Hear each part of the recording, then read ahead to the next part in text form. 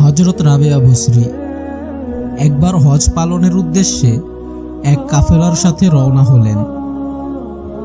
কাফেলা যখন জঙ্গলের পথ দিয়ে চলছিল, তখন পথের মধ্যে হঠাৎ তার দুর্বল গাধাটি ইন্তেকাল করে।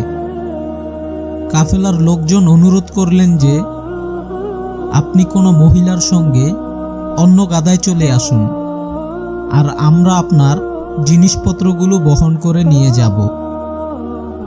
হযরত রাবেয়া বসরি তাতে রাজি না হয়ে বললেন, আমার জন্য তোমাদের কষ্ট করতে হবে না।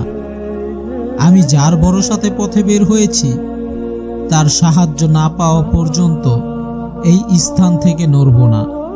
তোমরা চলে যাও। একজনের জন্য তো পুরো কাফেলার লোক বসে থাকতে পারে না। তারপর তারা রাবেয়া বসরিকে সেই জঙ্গলের পথে রেখেই চলে গেলেন। হযরত রাবেয়া বসরি তখন আল্লাহ রাব্বুল আলামিনের দরবারে হাত উঠিয়ে বললেন, হে আমার মাবুদ, আমি তোমার ভরসাতেই পথে বের হয়েছি, আর তোমার আহ্বানে সাড়া দিতে এই আমি পবিত্র কাবার পথে রওনা হয়েছি। এখন এই কি ব্যবহার দেখছি। মুনাজাতের শেষে যখন তিনি তার গাধার দিকে তাকালেন, তখন গাধাটি জীবিত হয়ে দাঁড়িয়ে গেল। হযরত রাবেয়া বসরি সে গাধায় চড়ে তার জিনিসপত্র সঙ্গে নিয়ে অগ্রগামী কাফেলার পূর্বেই পবিত্র মক্কার ভূমিতে গিয়ে পৌঁছে গেলেন। এই ঘটনাটি তাজকিরাতুল আউলিয়া গ্রন্থ থেকে নেওয়া হয়েছে। এই ঘটনা থেকে শিক্ষা হলো, আল্লাহ রাব্বুল আলামিনের উপর ভরসা করলে আল্লাহ অবশ্যই একটা না একটা ব্যবস্থা করে দিবেন।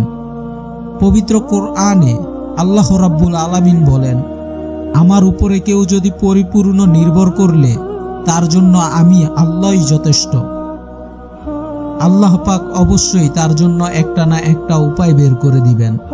আল্লাহ রাব্বুল আলামিন আমাদের সঠিক শিক্ষা গ্রহণের তৌফিক দান করুন, আমিন। সুপ্রিয় দর্শক, এই ছিল আমাদের আজকের ভিডিওটি ভালো লাগলে লাইক দিন, আর নিয়মিত আমাদের ভিডিও পেতে এখনই চ্যানেলটি সাবস্ক্রাইব করে পাশে থাকা বেল আইকনটিও প্রেস করুন। তাহলে আজকের মতো বিদায় নিচ্ছি। দেখা হবে অন্য কোনো ভিডিওতে। ভালো থাকবেন। ধন্যবাদ সবাইকে।